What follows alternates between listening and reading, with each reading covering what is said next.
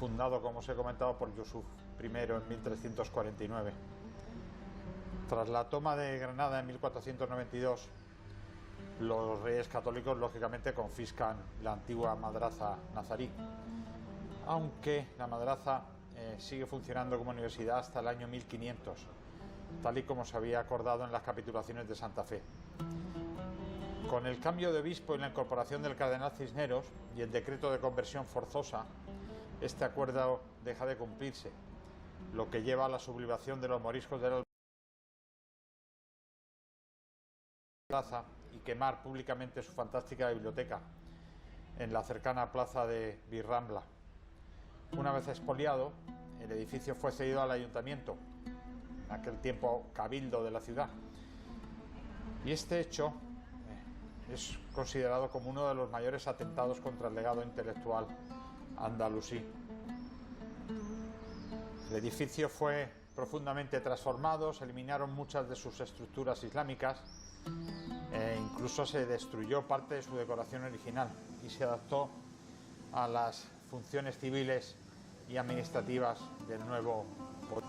A lo largo del 17 y 18 el edificio fue objeto de reformas muy importantes que incluyeron la construcción de la escalera barroca con su cúpula churrigueresca, la instalación del Salón de Caballeros 24 que veremos ahora y la reforma de esta fachada en estilo barroco con columnas salomónicas y en diversos lugares el escudo que estamos viendo de la ciudad de Granada, además de los símbolos de Isabel y Fernando. El edificio siguió funcionando como ayuntamiento hasta el siglo XIX, aunque varias dependencias municipales ya se habían trasladado progresivamente a edificios más modernos. Y es a mediados del siglo XIX cuando definitivamente el ayuntamiento cambia su ubicación al antiguo convento del Carmen, donde permanece hoy en día, y el edificio es vendido a una familia de comerciantes que instalan en él su vivienda y un almacén de tejidos. En 1922 es declarado bien de interés cultural y se recupera para la ciudad en 1939. Y es en la década de los 40 cuando es cedido a la universidad, que instala en él un centro cultural adscrito al vicerrectorado de extensión universitaria. Y también se encuentra en él ahora mismo la Real Academia de Bellas Artes de Nuestra Señora de las Angustias. La universidad emprendió campañas de restauración, recuperación y documentación histórica. Se consolidaron y restauraron el oratorio nazarí, el artesonado y otras estructuras originales. Y también se acondicionó para albergar actividades académicas y culturales. Hoy en día es sede del Centro de Cultura Contemporánea de la Universidad de Granada. Acoge conferencias, exposiciones, cursos, visitas guiadas e incluso conciertos. Y es un punto de encuentro entre el pasado andalusí y el legado barroco y la vida intelectual contemporánea de Granada. Aquí os muestro cómo pudo ser la puerta original de la madraza en este grabado, una puerta de mármol blanco con arco de herradura y otro arco que daba acceso al minrar. Estos son los restos que quedan, que se mantienen en el Museo Arqueológico de Granada. Aquí tenemos parte del suelo original en este patio central, que en su momento tuvo una alberca, y algunas decoraciones que se mantienen, que se han podido conservar en algunos trozos de las paredes de este patio central. Aquí tenéis algún detalle de la decoración churrigueresca de los techos, y en el patio destacan estas antiguas puertas de la capilla del Cabildo, que representan a San Cecilio con los libros plúmbeos y a San Gregorio Bético, ambos obispos de la ciudad en el siglo I, y que fueron realizadas a principios del 17 por Francisco Díaz de Rivero, Pedro de Raxis y Alonso de Mena, lo que conforma una incorporación cristiana que transforma simbólicamente el antiguo centro islámico en un espacio religioso católico, algo que ocurre muy a menudo en la ciudad de Granada, como os muestro en otros vídeos. Esta escalera monumental, que fue añadida durante la etapa cristiana, nos conduce a la planta superior, y en ella se encuentra un lienzo de Pedro Atanasio Bocanegra que nos muestra el bautismo de Jesús del siglo XVII. Encontramos vais a ver una impresionante cúpula de yesería en estilo churrigueresco que cubre toda la caja de la escalera. Esta cúpula barroca, realizada en el XVII también, destaca por su profusa ornamentación con relieves florales, roleos y detalles en yeso típicos del barroco granadino. Y además, pues estos escudos heráldicos que están relacionados con la ciudad de Granada y el Cabildo Municipal, simbolizando la importancia del edificio como sede del ayuntamiento en esa época. A este salón de Caballeros 24. Los Caballeros 24 eran regidores vitalicios, es decir, eran concejales que formaban parte del gobierno de la ciudad de por vida. Su nombre proviene del número de miembros originales, que eran 24. Eran normalmente nobles o personas de alta alcurnia, y su cargo se podía comprar, vender o heredar, inclusive. Sin duda es una de las estancias más impresionantes del palacio. Aquí veis el sello de la Universidad de Granada. Lo que más llama la atención, sin duda, es su magnífico artesonado de madera, una estructura compleja de lacería mudéjar del siglo XVII, decorada con motivos geométricos y florales. Y aunque es posterior a la época islámica, guarda una continuidad estética con la tradición nazarí.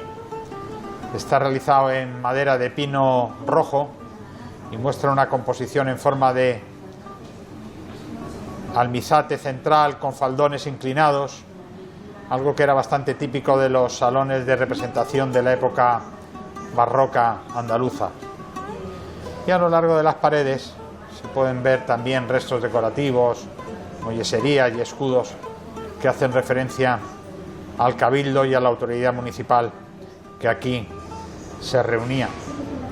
Aquí se tomaron decisiones clave para el futuro de la ciudad durante siglos. Fijaos qué absoluta maravilla. Deciros que este salón de Caballeros 24 en su día estuvo tapizado. Tenía un tapizado en rojo. Evidentemente aquel tapizado en rojo le quitaba luminosidad, le restaba luminosidad. Cuando se restaura todo este entramado mudéjar del techo, pues se decide para darle mayor luminosidad, para que destaque más su valor dentro del salón, se decide eliminar aquel tapizado rojo y se deja en blanco, las paredes en blanco, tal y como las habéis visto. Aquí es muy habitual que haya conferencias de la universidad, invitados ilustres que vienen a conferenciar aquí, precisamente en este Salón de Caballeros 24.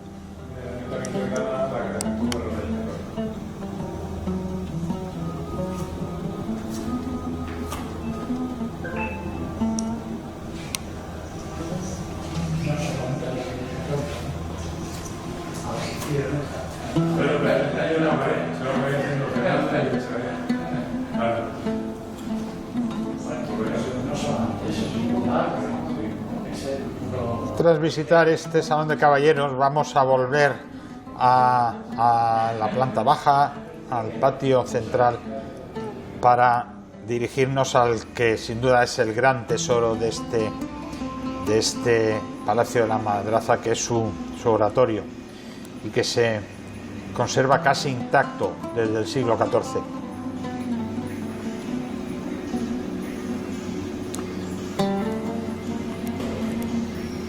Como veis, el oratorio se comunica con el patio por medio de un arco de herradura con alfiz,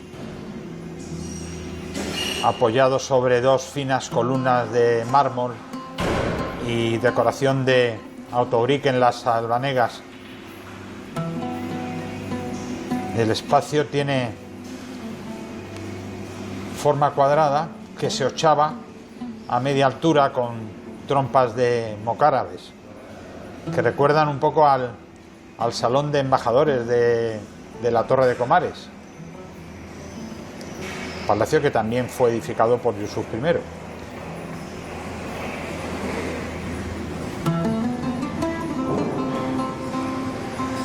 Es impresionante el detalle, el trabajo es absolutamente maravilloso.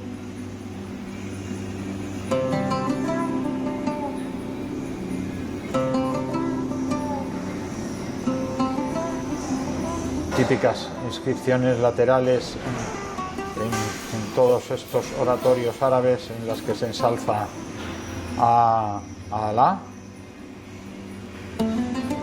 Los mocárabes que nos recuerdan a el patio de los Leones en la Alhambra y otras estancias de la Alhambra.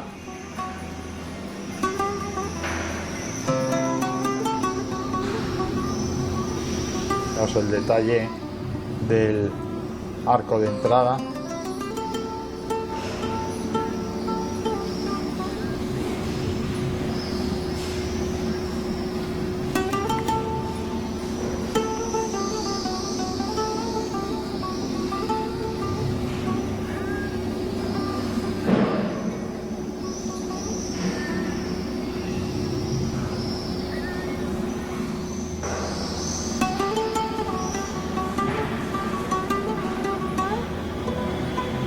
Y en el suelo tenemos este acristalado que nos muestra los restos de una antigua almunia cirí del siglo XI que hubo por debajo de este palacio y construcciones del siglo XII y del siglo XIII. Hay un molino, hay un horno y también algunas casas. Es original del 36. De la Alhambra está al 6%. Este que vemos en nuestra esquina izquierda es el Minrab, que es la esquina que está orientada a la Meca.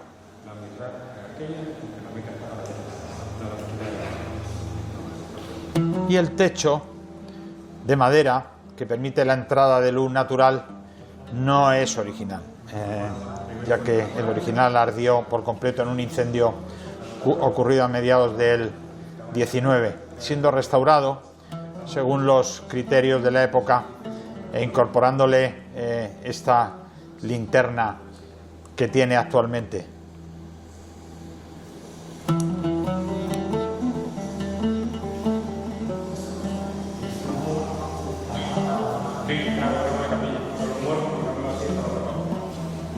Este oratorio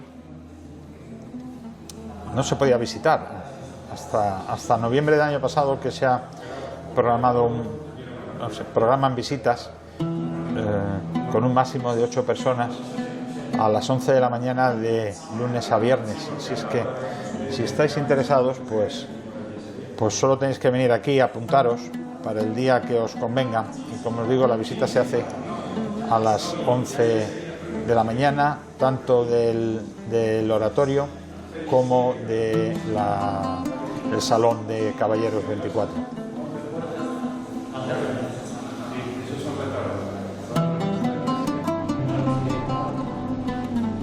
Fijaos desde este punto de vista, este octógono que hemos comentado, que como os digo nos recuerda mucho a la grandiosidad del salón de la Torre de Comares y que nos traslada a lo que debió ser la vida en esa Granada nazarí, en la que esto formó parte de ese centro de estudios tan importante, la Madraza de Granada. Al final, el Palacio de la Madraza es mucho más que un edificio. Es un símbolo del cruce de culturas, del valor del conocimiento y de la fragilidad de la memoria. Desde el esplendor intelectual del mundo nazarí hasta la represión y la transformación cristiana, y volver a sus orígenes formando parte de una entidad del saber como es la Universidad de Granada, que cierra